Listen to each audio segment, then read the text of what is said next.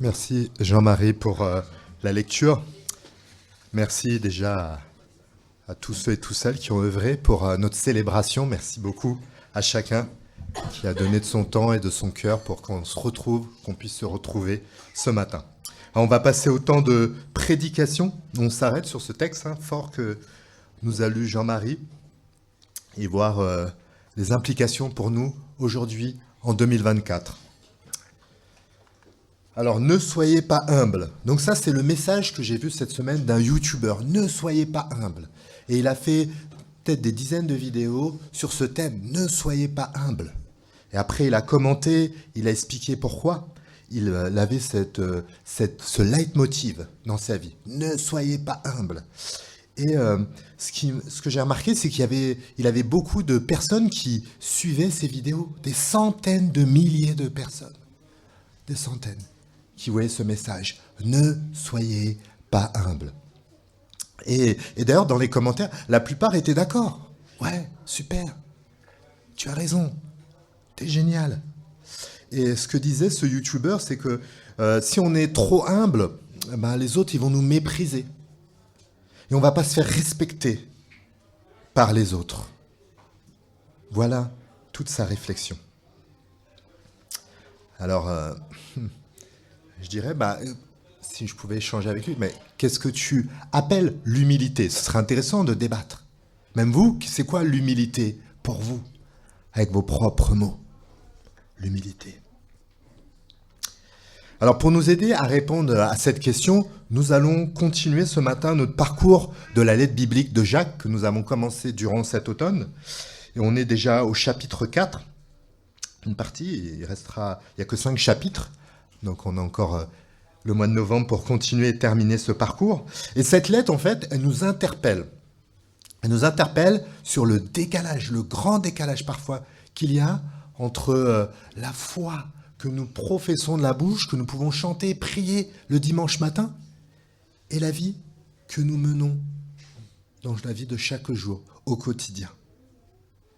Et ce matin, ce n'est pas une discussion un peu théorique qu'on veut avoir sur l'humilité.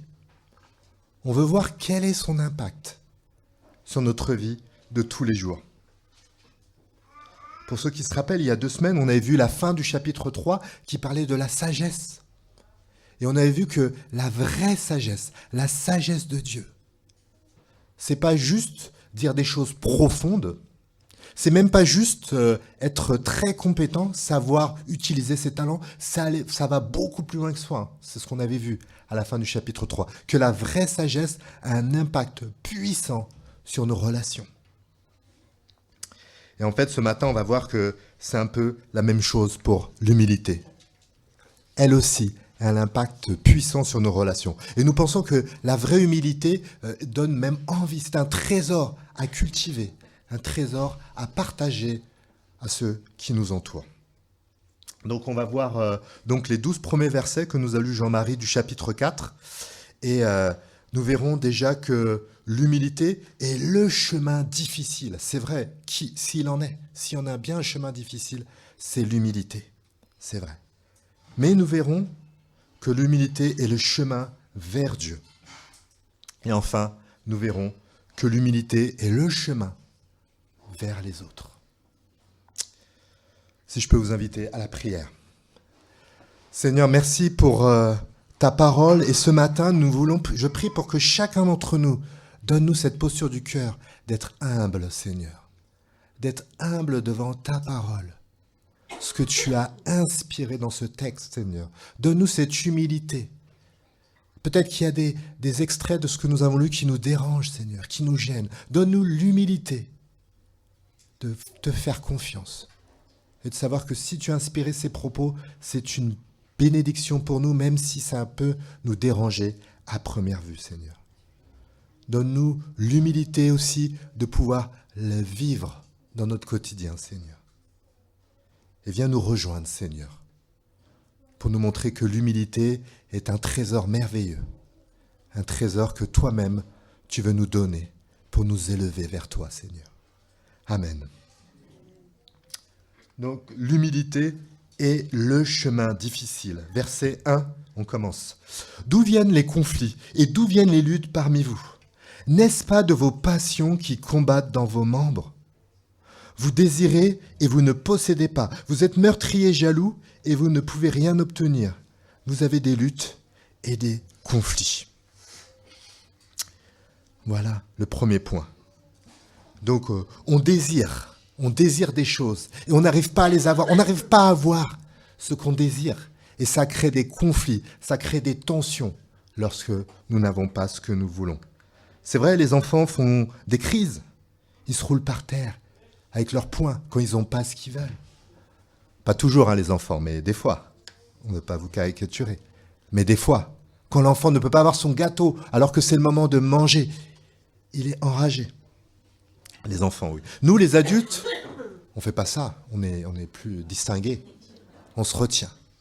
On a appris avec les années à avoir une posture. On ne se roule pas par terre en pleurant, normalement, quand on n'a pas ce qu'on veut. Mais ça arrive aussi. Quand il dit vous êtes meurtriers et jaloux, toutes ces passions qui combattent dans vos membres. J'avais vu, il n'y a pas longtemps, dans les infos, un entraîneur de foot qui a eu sa voiture brûlée devant chez lui. Parce que sûrement, les coupables, hein, je ne sais pas si l'enquête a abouti, mais c'était des parents, parce que leur fils n'a pas été sélectionné dans l'équipe. On n'a pas ce qu'on veut. Et peut-être que nous n'allons pas jusqu'à pleurer en tapant des poings sur le sol. Peut-être que nous ne brûlons pas la voiture de ceux qui ne font pas ce qu'on veut, peut-être. Mais il nous arrive aussi d'être frustrés et même parfois enragés quand l'autre ne réagit pas comme on veut. Et il faut de l'humilité pour le reconnaître. Le passage au verset 2 parle même de jaloux. Jaloux, c'est vrai qu'il nous arrive d'être jaloux quand l'autre a ce que l'on n'a pas. Il faut de l'humilité pour le reconnaître. Il parle de meurtrier aussi. Alors, on ne va pas brûler de voiture, on ne va peut-être pas commettre des meurtres. Mais rappelez-vous ce qu'avait dit Jésus lorsqu'il parlait du meurtre dans l'évangile de Matthieu, au chapitre 5, où il parlait de la violence, qui peut être aussi verbale, quand elle n'est pas physique aussi. En fait, ce qu'on voit dans ces deux premiers versets, c'est que la plupart de nos conflits, en fait, sont empoisonnés par nos insatisfactions. Et là aussi, il faut de l'humilité pour le reconnaître. D'où viennent les conflits et d'où viennent les luttes? D'où viennent? Vous ne pouvez rien obtenir, vous avez des luttes et des conflits, quand nos désirs ne sont pas assouvis. Et attention, il n'y a rien de mal à avoir des désirs. Hein. On avait vu lors d'un précédent message qu'avait donné Gaël, Jacques 1, verset 17, « Tout bienfait et tout don parfait viennent d'en haut. Ils descendent du Père. » Donc c'est normal de demander des choses, personnellement, intimement peut-être, et j'espère. Vous avez des demandes, des besoins, des aspirations, et vous priez le Père. Comme avait dit Audrey tout à l'heure, le Père parfait qui donne. Le Père, tout à fait. Et on peut prier même en tant qu'Église, on prie pour avoir une plus grande salle. On prie pour Michel, pour les autres personnes qui sont malades, qui sont inquiets dans notre Église. Bien sûr, bien sûr. Mais le danger, comme le dit le verset 3, quand vous demandez, vous ne recevez pas, parce que vous demandez mal, dans le but de satisfaire vos passions. Jésus avait enseigné ses premiers disciples à prier. Et il leur avait donné cette prière, le Notre Père, que nous connaissons pour beaucoup. Et on voit dans cette prière qu'elle n'est pas concentrée 100% sur nos désirs. Oui, prions à Dieu pour nos désirs, nos aspirations, pourquoi pas? Mais si on est des prières 100% sur nos désirs, ça ne correspond pas à la prière, aux prières d'un enfant de Dieu. On prie juste pour satisfaire nos désirs, comme nous dit le verset 3. Et il y a un problème même d'ailleurs, quand on voit dans le verset 3. Quand vous demandez, vous ne recevez pas parce que vous demandez mal, dans le but de satisfaire nos passions. Quand on désire tellement quelque chose, qu'on a l'impression que c'est même un besoin, On confond les choses. C'est un besoin. Alors que c'est un désir fort. Un désir fort. Et il dit même, nous demandons mal, c'est-à-dire qu'il faut même reconnaître, et c'est pas facile pour nous de reconnaître, que certains de nos désirs sont mauvais. Certains, j'insiste, certains de nos désirs sont mauvais. Il faut le reconnaître, il faut de l'humilité pour le reconnaître. Donc Jacques commence difficilement ce passage, et c'est pas tout, regardez, verset 4. « Adultère que vous êtes !» dit-il à ses lecteurs. Et adultère, en fait, c'est une image souvent utilisée dans la Bible, comme beaucoup le savent. C'est en fait parce que c'est une relation d'amour que Dieu veut tisser avec nous. Et lorsque nous sommes animés, lorsque je suis animé des attitudes décrites dans ce début de texte, c'est comme si je faisais une infidélité à Dieu. Une infidélité à Dieu. Alors peut-être que certains parmi nous là, se disent, il exagère un peu... Jacques, il ne faut pas exagérer quand même. C'est assez naturel d'être comme ça parfois. C'est comme ça. Mais en fait, cela ne plaît pas à Dieu. Cela ne plaît pas du tout à Dieu. Verset 4. « Adultères que vous êtes, ne savez-vous pas que l'amour pour le monde est synonyme de haine contre Dieu ? Celui donc qui veut être l'ami du monde se fait l'ennemi de Dieu. » Et quand on parle du monde, là, on ne parle pas des autres personnes. C'est pas du tout ça. On ne parle même pas de la nature. Non, c'est pas ça. C'est pas du tout ça. On parle plus d'une mentalité centrée sur l'homme et qui ne met pas Dieu au centre, bien sûr. Bien au contraire. C'est plutôt ça. Cette mentalité qui va nous dire le plus important dans la vie, c'est de suivre tes désirs, suivre tes aspirations de ton cœur. Et tant pis d'ailleurs même pour les désirs des autres. Il n'y a que les tiens qui comptent. La mentalité. Et c'est à l'opposé de l'aspiration de Dieu pour ses enfants. Des fois, peut-être les films qu'on peut voir, les spectacles, l'actualité que l'on peut écouter, et même notre histoire, notre enfance peut-être, nous a communiqué une mentalité. Et il y a des bonnes choses dedans, il n'y a pas de souci. Mais il y a des choses qui sont contraires à Dieu. Et on peut se laisser influencer sans s'en rendre compte. En pensant avec orgueil que non, moi je suis influençable, je suis imperturbable. Il faut de l'humilité pour reconnaître cela, que nous sommes influençables. Et on a besoin de la sagesse de Dieu pour déceler cette mentalité dans ce que nous vivons au quotidien. Jacques parle d'ennemi de Dieu, de haine contre Dieu, c'est des termes un peu forts, parce qu'en fait, il n'y a pas de neutralité avec Dieu. Il n'y a pas de neutralité. Des fois, on dit « je suis croyant, non pratiquant », des choses comme ça. En fait, bibliquement, ça n'existe pas, ça n'a pas de sens. Ça n'a pas de sens. C'est comme si on dit « je suis sportif, non pratiquant », ça n'a aucun sens. Ça n'a aucun sens. Et Jacques parle à cette église et il semble faire la distinction entre ses frères et sœurs. Parce qu'un chrétien n'est jamais ennemi de Dieu, même quand il se laisse séduire par le monde. Il reste enfant de Dieu. Donc c'est comme si dans l'église auquel il écrit, et comme il écrit à aucune église précisément, donc pour lui ça veut dire que dans toutes les églises, forcément, il y a des personnes présentes physiquement au milieu d'eux et qui ne se sont pas encore positionnées personnellement pour Dieu. Voilà, peut-être qu'elles sont là parce que voilà, leur mère vient à l'église, elles sont là. Peut-être qu'elles viennent là par culture, par tradition, elles sont là régulièrement, mais elles ne se sont pas encore positionnées personnellement. Parce qu'elles hésitent encore.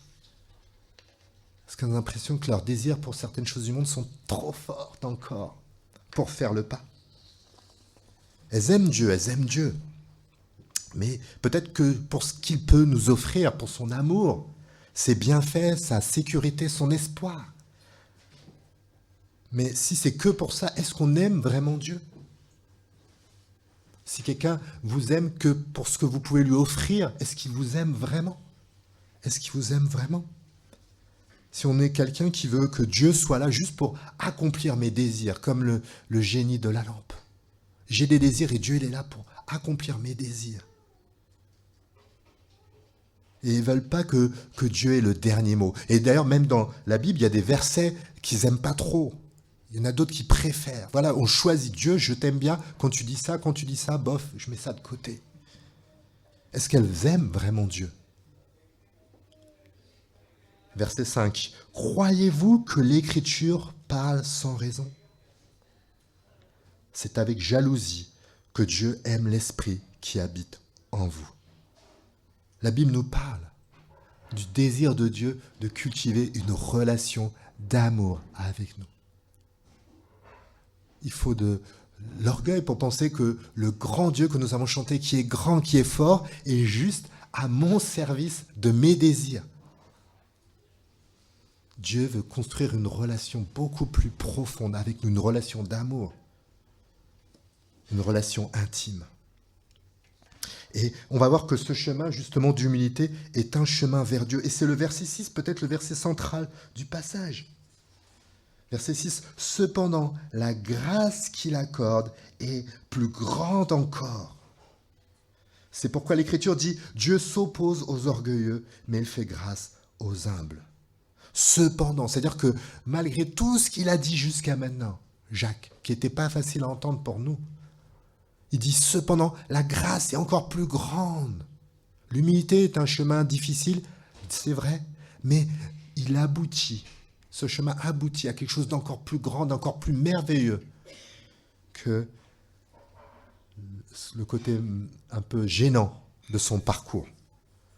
La grâce est encore plus grande. Et quand on voit comment notre foi devrait être au quotidien, on comprend que nous avons tous besoin de la grâce de Dieu. Nous avons tous besoin de la grâce de Dieu. Dieu s'oppose aux orgueilleux, mais il fait grâce aux humbles. Et cette grâce, elle est offerte uniquement à ceux qui ont reconnu avec humilité leurs péchés. Elle est uniquement pour ça. C'est un passage obligé. L'humilité, reconnaître son péché, est un passage obligé pour être au bénéfice de la grâce de Dieu. Pas un passage agréable pour nous, bien sûr. C'est un peu comme si dans notre immeuble, l'ascenseur est en panne. On est obligé de prendre l'escalier pour rentrer enfin chez soi. On n'a pas le choix. L'humilité est un passage obligé, mais elle nous conduit à la grâce de Dieu. Verset 7. « Soumettez-vous donc à Dieu, mais résistez au diable, et il fuira loin de vous. » Se placer humblement sous l'autorité de Dieu, sous l'autorité de sa parole. Et ça, le diable ne veut pas. Il va nous faire croire, non, si tu te places sous l'autorité de Dieu, ta vie va être nulle. Laisse tomber. Parce qu'il sait que si on choisit Jésus-Christ, nous allons changer de sphère d'influence. Nous ne serons pas encore parfaits, nous nous laisserons peut-être parfois malheureusement séduire encore par le monde, mais nous changeons à jamais de sphère d'influence. À partir du verset 8 et verset 9, c'est peut-être les versets les plus délicats que Jacques nous dit. « Approchez-vous de Dieu et il s'approchera de vous. Nettoyez vos mains, pécheurs, purifiez vos cœurs, hommes partagés. Ayez conscience de vos misères, soyez dans le deuil et dans les larmes, que votre rire se change en deuil et votre joie en tristesse. » Et, entre parenthèses, c'est pour ça que nous aimons, à l'Église de Chelles, parcourir des livres bibliques. Pas juste des versets comme ça qui nous plaisent sympa. On veut humblement se dire que Dieu a inspiré sa parole sous forme de livre. Il sait ce qu'il fait. Et ça nous fait même traiter des sujets qu'en tant que prédicateur, on n'aurait pas traité parce que c'est pas populaire. On n'est pas à l'aise. Mais humblement, se mettre sous l'autorité de Dieu, qui sait très bien ce qu'il fait. Et quand on voit ces versets 8 et 9, il y a un mot qui vient, c'est le mot repentance. Repentance. C'est pas un mot très populaire. Vous savez que ce mot, repentance ou repentir, enfin de la même famille, se trouve 70 fois, près de 70 fois dans la Bible. Donc presque une ou deux fois par semaine, si vous voulez. La repentance, c'est un changement de mentalité, parce qu'on veut clairement se détourner de notre péché. Et c'est sûr, c'est l'œuvre de Dieu, comme dit Acte 11. Dieu a accordé la repentance qui mène à la vie. Si nous sommes chrétiens aujourd'hui, pour la plupart d'entre nous, c'est parce qu'un jour Dieu a touché nos cœurs, il nous a accordé la repentance, il a touché nos cœurs par son esprit, et nous avons cherché à avancer, ce qu'on appelle la conversion. L'œuvre de Dieu, mais quelque part aussi l'œuvre des hommes, parce qu'il faut rentrer dans ce chemin. Et il y a toujours ce paradoxe que disent les théologiens chrétiens entre la souveraineté de Dieu et la responsabilité humaine. C'est presque paradoxal, mais c'est un message de la Bible. Nettoyez vos mains, purifiez vos cœurs, pécheurs, hommes partagés. Et c'est un message particulièrement pour ceux qui ne sont pas chrétiens parmi nous, parce que la seule manière d'être pur aux yeux de Dieu, de nettoyer nos cœurs, c'est pas par nous-mêmes, on ne peut pas nettoyer notre cœur, mais c'est une manière pour Jacques de nous dire d'entrer dans le chemin de Jésus-Christ.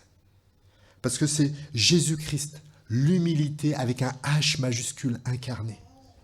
Même dans sa venue, il est venu, lui qui était Dieu, il est venu sous la peau d'un bébé, humblement dans une étable. Et dans quelques semaines, nous allons nous remémorer ça et nous en réjouir.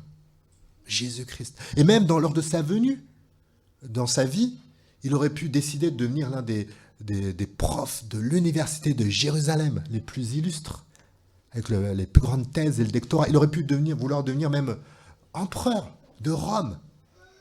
Mais non, il a vécu une vie très simple, dans l'humilité. Et que dire de sa mort ? Pour les spécialistes, ils nous disent que sa mort à la croix est la mort la plus dégradante qu'on pouvait avoir à l'époque. Aucun citoyen romain qui pouvait faire les pires crimes avait cette mort-là. Jésus a accepté. C'est pas par fatalité. C'est pour ça qu'il est venu. Pour payer à la croix pour mon péché, pour ton péché, pour notre péché. Pour être le chemin qui mène à Dieu. Je suis le chemin. On ne vient au Père que par moi, a-t-il dit à ses disciples. Il est le seul chemin pour que Dieu nous purifie. La repentance et la foi, quand nous croyons à son message, nous croyons à sa vie, nous croyons à son œuvre. Repentance et foi, nous entrons dans la famille de Dieu.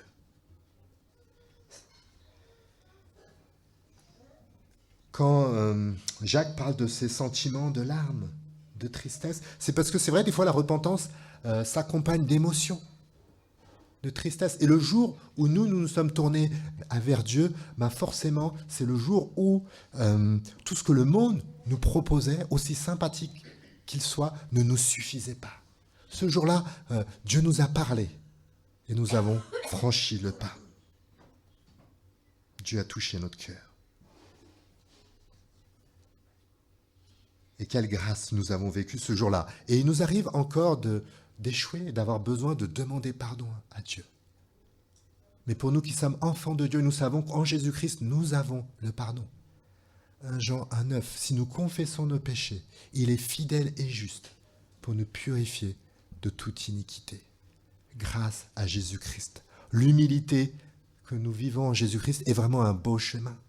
Verset 10, humiliez-vous devant le Seigneur et il vous élèvera. Jésus, un jour, raconta une histoire. Donc, il y a deux hommes qui montèrent au temple pour prier. Donc, il y avait un pharisien, un grand religieux, très noble de l'époque, et un collecteur d'impôts qui était mal vu. Pas comme maintenant, peut-être que, je ne sais pas comment vous voyez les collecteurs d'impôts, mais à l'époque, c'était vraiment mal vu. Le pharisien debout faisait intérieurement cette prière. « Ô Dieu, je te remercie de ne pas être avare, malhonnête et adultère comme les autres hommes, et en particulier comme ce collecteur d'impôts, là-bas. Moi, je jeûne 2 jours par semaine, je donne 10% de tous mes revenus. » Le collecteur d'impôts se tenait dans un coin retiré et n'osait même lever les yeux au ciel, mais il se frappait la poitrine et murmurait « Ô Dieu, aie pitié du pécheur que je suis. » Jésus continue en disant « Je vous assure, c'est ce dernier et non pas l'autre qui rentre chez lui déclaré juste par Dieu. Car celui qui s'élève sera abaissé, mais celui qui s'abaisse sera élevé. » La parole de Jésus-Christ. Jésus-Christ, en fait, est l'humilité incarnée qui nous élève vers Dieu, qui nous élève vers la grâce de Dieu, qui nous élève vers les transformations que Dieu veut faire dans nos cœurs. Des transformations que nous ne regrettons pas et pour lesquelles nous sommes reconnaissants envers Dieu. Et par les témoignages de vie, ces transformations donnent envie à d'autres de connaître celui qui est l'humilité incarnée. L'humilité est un trésor. Elle est un chemin vers Dieu. Mais dans nos 2 derniers versets, Jacques continue en nous montrant que l'humilité est en plus un chemin vers les autres, pas juste vers Dieu. Un chemin vers les autres. Verset 11. « Ne dites pas du mal les uns des autres, frères et sœurs. » Et oui, parce qu'il y a une cohérence avec tout ce qu'il a dit. Si on est conscient d'être au bénéfice de la grâce de Dieu, si on est conscient que si on est un enfant de Dieu, c'est grâce à ce que Jésus a fait. C'est grâce à ce que Jésus a fait que Dieu nous acceptera pour l'éternité. Même le diable ne peut rien dire. Il peut gesticuler, nous séduire, essayer de nous accuser, mais c'est une défaite déjà acquise, finale. Nous sommes au bénéfice de la grâce de Dieu. Donc, comment juger les autres? Comment se croire supérieur aux autres quand on sait que c'est grâce à Dieu que nous sommes ses enfants? Et ce qui est intéressant dans le verset 11, c'est qu'on voit frères et sœurs. Frère qui est répété en un seul verset 3 ou 4 fois. Pour nous rappeler que les autres, ce n'est pas juste des gens que l'on croise comme ça le dimanche matin. Ce sont mes frères et sœurs. Au bénéfice de la même grâce. On a vu tout à l'heure le verset, le Père. Tout don parfait vient du Père, mais c'est le même Père. Ce sont mes frères et sœurs. Ce n'est pas des gens, des personnes. Des frères et sœurs qui sont au bénéfice de la même grâce. Donc comment les regarder de haut? Et là, Jacques parle tout particulièrement de ce qu'on pourrait appeler la calomnie. Ce n'est pas juste penser, c'est dire du mal des frères et sœurs. Frères et sœurs sont pas là et on dit du mal d'eux par derrière parce qu'on est meilleur, par orgueil. Rempli de l'humilité du Christ, personne ne devrait nous entendre dire du mal d'un frère ou une sœur. Jamais, jamais, jamais. Parce que c'est la grâce de Dieu qui remplit nos cœurs. Et nous sommes en fait tous des pécheurs qui ont été pardonnés pour devenir des enfants de Dieu. Pleinement, des frères et sœurs. L'humilité nous rapproche les uns des autres. C'était il y a 2 ans, on était avec Cathy partis quelques jours. C'était dans notre famille d'église qui organise des rencontres une fois par an, pastorales, quelques jours. Et le thème de la rencontre, en gros, c'était nous entraîner, en tout cas, à nous faire conscience de notre faiblesse en tant qu'être humain, en tant que pasteur, nos faiblesses, nos limites, nos fragilités. Et les orateurs voulaient, à travers tous leurs propos, nous amener à ça. Et pas juste les accepter, s'en réjouir de nos faiblesses et de nos fragilités, nos limites, s'en réjouir. Parce que c'est Dieu qui avait permis qu'on les ait et qu'elle nous permettait d'être encore plus dépendants de Dieu. Donc merci Seigneur pour les faiblesses et les limites que tu nous donnes. Et c'est pas que pour les pasteurs, je pense, qu'il faut cheminer dans ce sens-là. Enfin bref. Et ce qu'on avait remarqué, c'est que il y avait cette atmosphère d'humilité a fait que l'ambiance était encore plus forte entre nous. Il y avait encore plus de communion entre tous les pasteurs et leurs conjoints. C'était quelque chose de fort. L'humilité nous rapproche les uns les autres. Jacques dit même au verset 11, « Ne dites pas du mal les uns des autres, frères et sœurs. Celui qui parle contre un frère ou une sœur, ou qui juge son frère, parle contre la loi et juge la loi. Or, si tu juges la loi, tu ne la mets pas en pratique, mais tu t'en fais le juge. » Qu'est-ce que dit un peu là, Jacques? La loi, quel rapport? Et Jésus encore est là pour nous éclairer. Encore dans l'évangile de Matthieu, Cette fois-ci, il dit, tu aimeras le Seigneur, c'est Jésus qui parle, tu aimeras le Seigneur ton Dieu de tout ton cœur, de toute ton âme, de toute ta pensée. C'est le plus grand commandement et le plus important. Et il y en a un second qui lui est semblable. Tu aimeras ton prochain comme toi-même. Tout ce qu'enseignent la loi et les prophètes est contenu dans ces deux commandements. Donc quel est le rapport avec la loi? Aimer son prochain. Et là, en plus, il parle de ses frères et sœurs de l'Église, tout particulièrement, dans ce verset 11 et 12. Ça fait partie de ce qu'on appellerait la loi de Dieu, que nous sommes appelés humblement à suivre. Donc si je me dis, moi j'aime Dieu, mais mes frères et sœurs, bon, c'est secondaire, bah, on ne vit pas la loi de Dieu. C'est-à-dire qu'on se permet de dire, Dieu, il veut que je vive d'une manière, mais moi, non, j'ai mes raisons, parce que ça, je ne vais pas faire le chemin de Dieu. Je me permets de choisir ce qui est mieux pour moi. Non, non. Si tu juges la loi, si tu ne la mets pas en pratique, tu t'en fais le juge. Tu décides qu'elle n'est pas assez bien pour toi. Un seul est législateur et juge, nous dit-il au verset 12. C'est celui qui peut sauver et perdre. Mais toi, qui es-tu pour juger ton prochain? Dieu veut nous transformer, Dieu veut nous guider, bien sûr, Dieu veut nous changer. Mais ne prenons pas sa place. Restons humblement à la nôtre. Donc juste 2-3 interpellations pour nous qui sommes chrétiens déjà, tout particulièrement, parce que ce sont nos frères et sœurs, les autres chrétiens. Arrête de dire du mal de tes frères et sœurs par derrière, la calomnie, si vous préférez. On prie que l'humilité qui découle de la grâce imméritée de Dieu envers nous remplisse nos cœurs. Remplisse nos cœurs. Pour que jamais, jamais, quelqu'un puisse nous entendre dire du mal de nos frères ou de nos sœurs.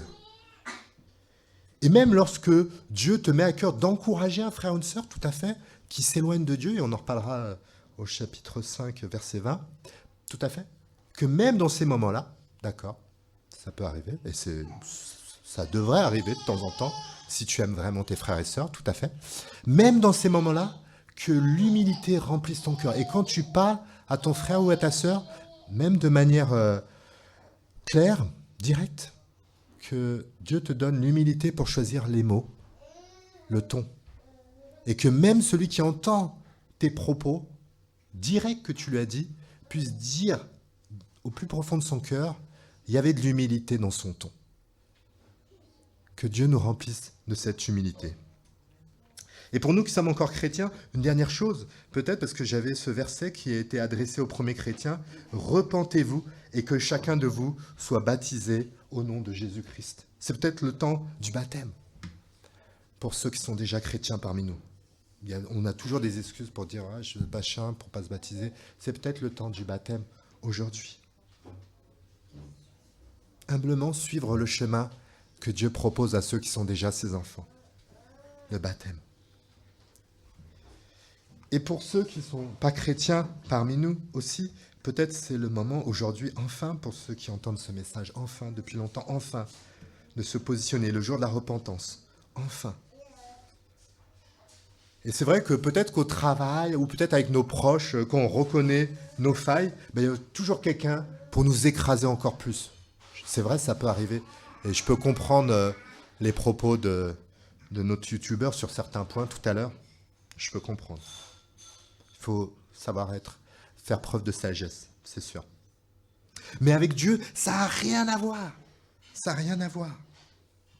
Dieu s'oppose aux orgueilleux, mais il fait grâce aux humbles. Voilà notre Dieu. Et commencer une vie nouvelle avec lui est le plus beau chemin que l'on peut entreprendre. C'est peut-être le jour pour toi ce matin.